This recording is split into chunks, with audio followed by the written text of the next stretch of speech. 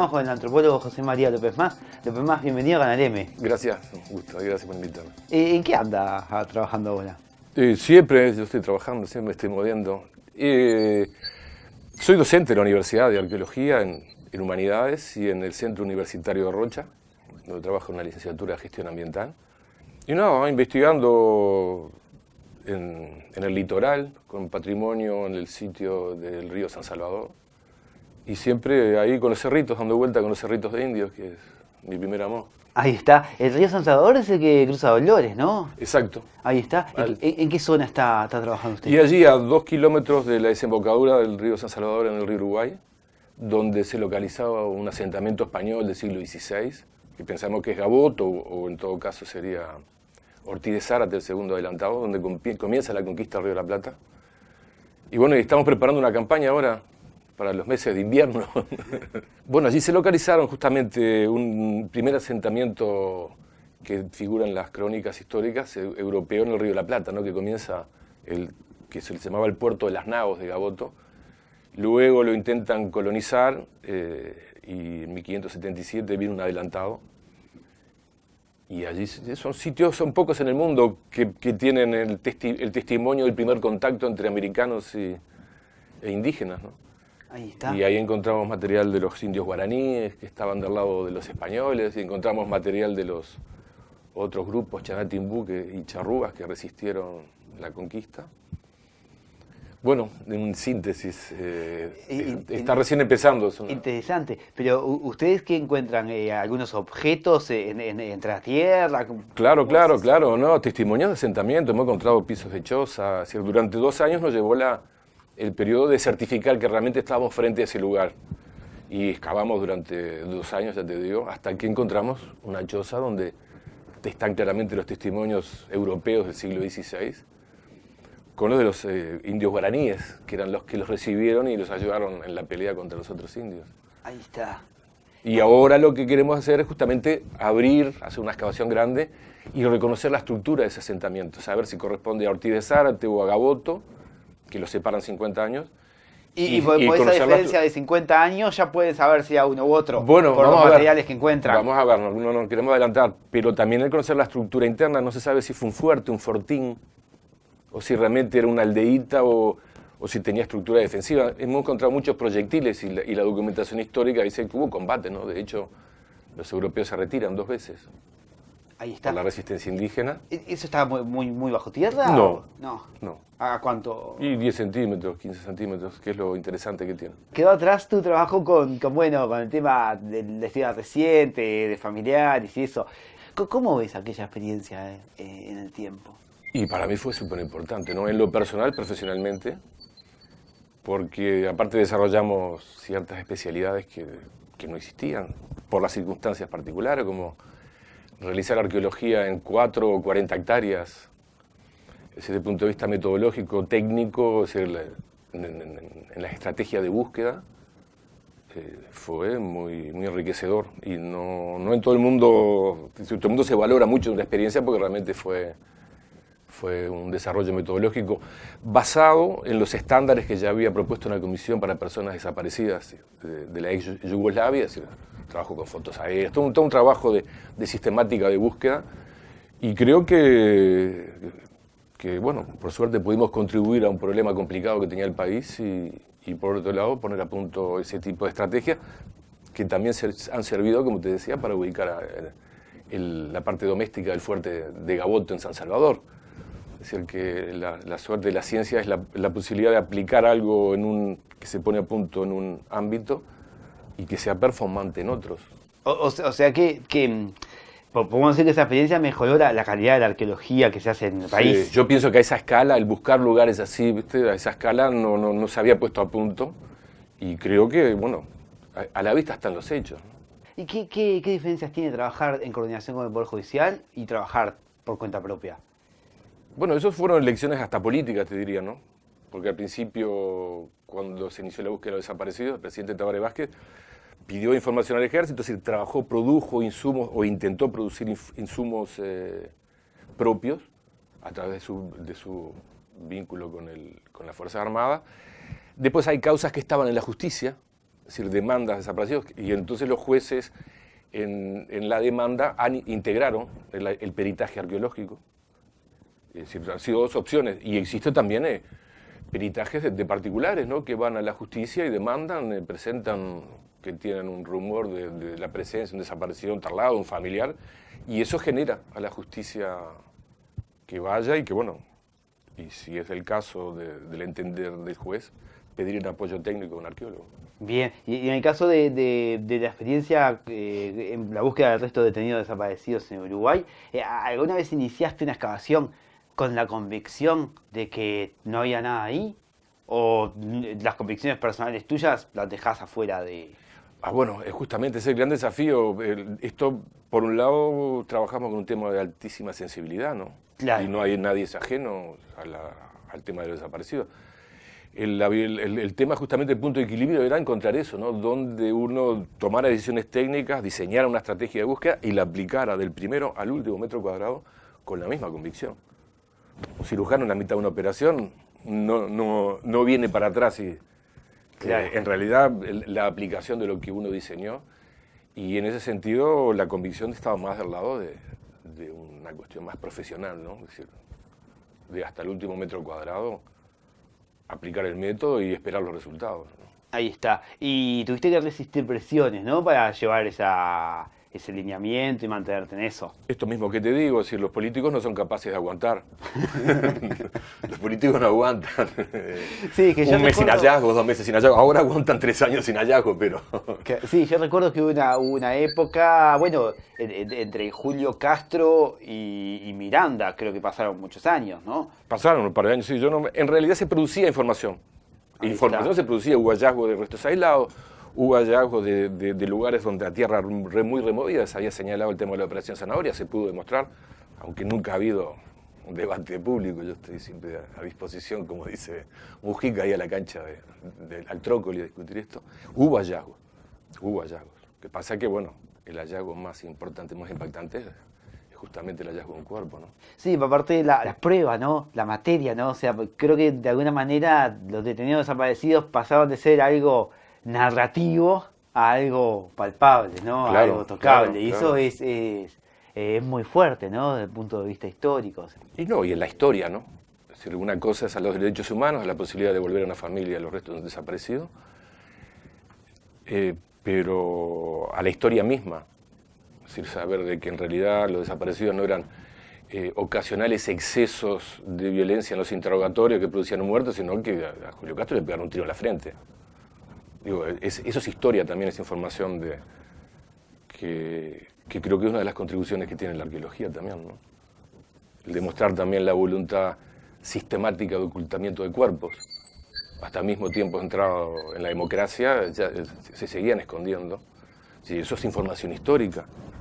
El hecho de esa operación Zanahoria, tan discutida, la existencia muestra el pacto entre civiles y militares de acondicionar la entrada a esa transición, me acuerdo cómo que le llaman, de que vendió Sanguinetti, de Felipe González le había... Claro, porque los movimientos de tierra que hubo en el 84, 85 no se hubiesen podido hacer sin el visto bueno de los políticos que... Yo no lo digo yo, hay militares que lo dicen en libros, ¿no? Por supuesto que los civiles se quieren lavar las manos, pero hubo... ¿Pero crees en esa? Yo hablé con muchísimos oficiales, me han dicho que eso existió, o sea, que los civiles les propusieron salidas y ellos no quisieron, y entonces después ahí se plantea la zanahoria y después porque no sabían si los plebiscitos iban realmente a salir como salieron. Todo eso es un periodo oculto de la historia o mal conocido, y la arqueología yo creo que ha tenido la virtud de aportar, de darle base empírica, como vos decías, a muchas de esas versiones. Claro, claro. Igual de todas maneras en el ámbito de familiares se sigue rechazando la existencia de una operación. Sí, bueno, está, pero ahí hay un núcleo duro allí, ¿viste?, que merece una atención urgente. Yo en el sentido, no me salgo de mi posición de técnico, siempre dispuesto a discutir en público, pero esto lo han llevado a un ámbito de oscurantista, nadie sabe dónde buscan, qué pasa. ¿Sí? Esto es una cuestión de que no es una propiedad de un grupo reducido, es decir, la búsqueda de los desaparecidos es un patrimonio de toda esta sociedad. que peleó mucho para que fuera posible. Es decir, que un gobierno lo pusiera en su agenda, que los presidentes lo llevaran adelante, fue producto de muchísima gente que quiere saber. Sí. Y acá hay cosas que no se pueden discutir, no se puede hablar. Eso es de un oscurantismo brutal, nadie sabe lo que se está buscando, qué pasa. Yo trabajé con la mayor transparencia, todos los informes de los lugares que busqué, las razones por las que busqué, se colgaron en los informes de presidencia, tuvo la presidencia en página web. Yo creo que eso fue lo bueno de la universidad, ¿no? Que es una institución seria que trata de aparecer y de ser al mismo tiempo, ¿no? Hay que ser y parecer que uno es serio. Y eso es liberando la información. Ahora todo este tema está en un... No digas esto, que si no te tiran un balde con cosas, ¿no? Es una persecución ideológica, es una cosa que no... Se fue. Esto se fue del carril. Es decir, que es un tema muy complicado y todo el mundo es muy pudoroso de no tocar ese tema, ¿no? Claro, pero de alguna manera está estancado, ¿no? Bueno, cada uno que haga su juicio, yo estoy dispuesto a defender lo que he llegado como conclusiones. Creo sí que ya después de 3 años guardé un silencio, un respeto muy grande, pero ya es un tema de que esto tenemos derecho a saber qué pasa. No sabemos nada de lo que pasa. Todo ocurre en un cuarto cerrado, no sabemos ni quién lo decide. Y tu salida tuvo que ver con eso, entonces, con la falta de, digamos, de libertad para intercambiar información, o sea, como por ahí viene. No, me falta de condiciones de trabajo, si yo no estaba dispuesto a que personas que yo no le conocía idoneidad técnica me dijeran dónde hay que buscarlo, dónde no hay que buscarlo, esas eran conclusiones de mi trabajo. Yo entendí eso como un exceso. Y bueno, me fui como te tiene que hacer, nada más. Se han disputado mucho en la dirección de esto, ¿no? Tiene un retorno simbólico muy fuerte el hallazgo de los desaparecidos. Tiene un retorno, es decir, hay fuerzas políticas que quieren salir en la foto, hay gente que tiene un protagonismo, hay otro que está prendido porque tiene un puestito, yo qué sé, es un combo que se va armando y está muy fuera de que esto se pueda hablar, aparentemente, ¿no? No se puede hablar de estas cosas. Claro, sí, porque es algo tan delicado que nadie se atreve a hacer una crítica contundente y decís algo y te tiran un balde, si es de un oscurantismo nadie está dispuesto a debatir públicamente. Digo, si es un tema de disenso, ¿no? Porque también ha habido como una oposición entre los técnicos uruguayos y los técnicos argentinos, ahora son mejores los argentinos, la Facultad de Ingeniería trabajaba allí muy bien, y después vino un mago que es mejor que el de la Facultad de Ingeniería, y alguien dice que, no sé, no sabemos nada, en realidad yo no quiero tampoco revolver esto, pero lo que me parece que es lógico que tengamos derecho a saber por dónde van las cosas, por qué se busca ahí, por qué no allá, no es tan difícil. ¿Hay más cosas para hacer? O sea, puede ser que haya más restos y hay más trabajo para hacer. Sin duda que hay, claro que hay, muchísimo para buscar, pero no sé. O sea, en tu opinión, existió una operación zanahoria incompleta. Absolutamente, yo siempre dije que era incompleta. Sacaron donde pudieron sacar, donde se acordaban, donde físicamente era posible sacar. O sea que pueda haber más restos. Es que hay más restos, se sabe, tanto en el 13 como en el 14. O sea que ha habido de otras decisiones de otro tipo. Ahora no se excava más, ahora es la hora de los documentos históricos. Todo bien, perfecto, pero... Decisiones de presidencia. Sí, pero se fue sacando. El tema de los desaparecidos fue perdiendo velocidad, idoneidad técnica y no sé, será por los magros resultados o por esa competencia que hay siempre allí, media, ¿no? Que se manotean el tema, ¿no? En exclusividad, grupos de gente. Por la fuerza simbólica y política que tiene, ¿no? Sí, es una dinámica que se da en muchísimos ámbitos, no solo del Estado, sino de las organizaciones humanas, ¿no? Exactamente. Y el tema es que, es un tema que todo, ¿viste? Una sociedad entera es muy sensible, muy comprometida y tiene derecho a saber también. Tiene que buscar el punto de equilibrio. Sí, más con una creciente movilización de todos los 20 de mayo, como que parece mentira, ¿no? Que la estupidez política detenga esa verdad, ¿no? Sí, yo no tampoco, ¿viste? Trato de... Me parece que ya es hora que empecemos a hablar un poquito. No es que opinás diferente y te criminaliza, te difaman, es decir, es una manera... Este tema no se ha podido tratar porque hay gente que lo manejaba así, ¿viste? Y el problema es que que hay gente que ha legitimado esta práctica de demonizar a la gente que piensa diferente. Claro. Sí. Entonces nos vamos todos, porque es como decía Bertolt Brecht, primero se fue uno, después se fue otro, después se fue otro, pero en realidad ha habido un deterioro en lo que era, ha habido un cambio en la metodología de trabajo. Antes los que buscaban a los que tenían que buscar, ahora los que buscan no se sabe qué formación tienen, o por qué buscan acá, por qué buscan allá. Claro, pues la universidad no está trabajando No está más. más, y yo creo que la universidad era lo que le daba una garantía de calidad, ¿no? Si el que dirigía un universitario tenía que hacer frente a un debate técnico, científico, si se planteaba, ahora no. Por eso te digo que hay algo de oscurantismo en todo esto, ¿no? La creación de la Fiscalía de Derechos Humanos, ¿te parece que pueda...? Pienso que sí, ¿no? Todo lo que ayude, impulsar? todo lo que ayude. Porque ya te digo, esta es una lucha muy grande de mucha gente. Bueno, muchos sentimientos. Hablaba con Urtasun hace unos días, y bueno, le hablaba sobre la operación Zanahoria y la posibilidad de que haya existido efectivamente. Y claro, él me expresaba su rechazo a la versión, sobre todo por la forma poética con la que se plantea en la Comisión para la Paz, ¿no? O sea, él decía, bueno, eso de tirar las cenizas al mar, como si fuese un familiar, ¿no? También hay cuestiones que son comprensibles, ¿no? Que alguien puede... Absolutamente, evidentemente que el alcance que le dan los militares en la Comisión para la Paz busca un efecto de disuadir cualquier voluntad de búsqueda y de acabar con el tema. Eso está clarísimo. Y me parece súper lógico que los familiares se hayan trancado de entrada con eso. Ahora, cuando a mí me llevo 2 años decir, bueno, y tengo tanta información que vamos a tener que hacer una hipótesis de trabajo para ver con bases empíricas el alcance que tuvo. Era eso nomás. Claro, y ahí te mataron. Y ahí no entraste al área, porque hay una decisión política. No, en realidad yo tuve la posibilidad durante 1 año o 2 de tenerlo, que eso fue justamente juntando las tensiones, tenerlo como una hipótesis de trabajo. Yo tengo un discurso técnico, no puedo tener un discurso de otra manera. Pero ya se tiene que terminar la hora de que la gente que es incompetente se vuelve competente porque tiene respaldo político. Y el que es incompetente deja de ser competente porque no tiene respaldo político. Yo no sé si cuando van a elegir un cirujano o un oftalmólogo usan el mismo criterio, ¿no?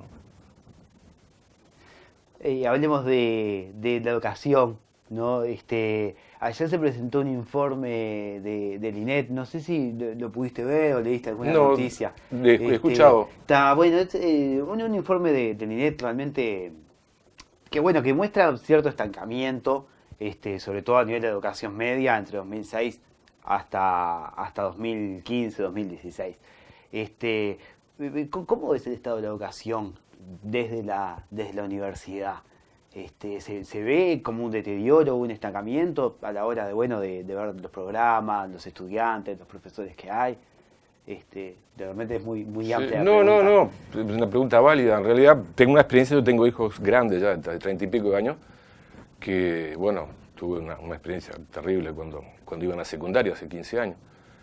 Pero como docente universitario estoy viendo, ahora hay cambios de planes, yo no estoy muy convencido. Creo que al menos en lo que yo trabajaba, que era la formación de antropólogo y arqueólogo, la veo muy deteriorada. No sé si es realmente el diagnóstico por el nivel con el que llegan de la secundaria o son los planes de estudio nuevos. Ha habido un gran debate con la última elección de rector y en realidad a mí me llamó mucho la atención el hecho de que el nivel académico mismo no ha estado entre la agenda, en la prioridad, ¿viste? Del debate. Y yo lo veo eso un poco, así que una crítica que hacía también Marcarián, de que había mucho programa social, pero en realidad la excelencia científica la habían sacado, como Trump sacó el otro día al embajador, es decir, la extensión, muchísimas actividades que la universidad tiene que tenerlo un poco a la excelencia científica, ¿no? Y me parece que nosotros no podemos perder pie en eso, ¿no? O sea, hay que exigir a los científicos que publican en las revistas de alto impacto, es lo que tenemos, esa la ciencia mundial va ahí, podemos inventar otra manera, pero y en ese sentido creo que ese debate está presente en la universidad y los planes de estudio. Yo estoy recibiendo estudiantes de verdad cada vez con menos nivel. Te hago la última. ¿Volverías a trabajar en la búsqueda de restos detenidos desaparecidos de la dictadura? Sí, no de la manera que trabajé, no, digo, en las instancias institucionales. Me parece que eso mañana como técnico hay algo para hacer que puede ser de utilidad. Yo siento como el primer día la mayor solidaridad con todos los familiares y el mayor compromiso como ciudadano con la cuestión. Solo que cuando me tocó trabajar de técnico, hablo como técnico, no hablo como hincha del Talú. Claro, ahora si Presidencia te llama y te da la garantía de trabajar como técnico... No lo sé, ya esa instancia, mientras estaba yo era director de un departamento de arqueología cuando esto empezó. Digo, yo lo encaré de ese lado, los convenios eran espacios en los que los estudiantes aprendían habilidades que no normalmente se aprenden en el aula. Digo, ese fue el origen de todo esto, después ya arrancamos acá y terminamos en otro lado. Pero yo no sé esas condiciones, yo soy profesor universitario, digo, esa es mi tarea. Muchísimas gracias. Gracias a ti por invitarme.